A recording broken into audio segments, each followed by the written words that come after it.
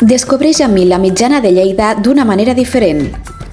És una sort immensa tenir un bosc així, al mig de la ciutat, un record viu que ens ensenya que la natura sempre troba el camí per quedar-se. A vegades, mirant al cel, la humanitat no ha pogut evitar sentir una certa enveja pels ocells. Voldríem ser com ells, lleugers, lliures, indomables. Fa poc vaig viure una experiència que em va fer connectar encara més amb aquest món alat, l'anellament d'ocells a la mitjana de Lleida. En aquell paratge natural, tan a prop i tan desconegut, els científics capturen temporalment ocells per estudiar-los, mesurar-los i posar-los un petit anell a la pota.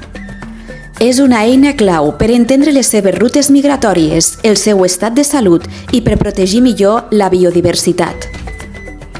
Veure de prop un ocell tan fràgil i viu alhora és colpidor. I mentre l'observava, no podia deixar de pensar en com, per moltes cultures indígenes, les plomes trobades al bosc no eren només restes, eren símbols, regals del cel, missatges d'allò sagrat.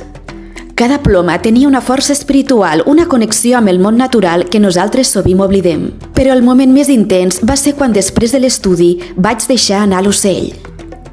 Notar com marxa entre les mans, com batega fort i s'enlaira cap al cel.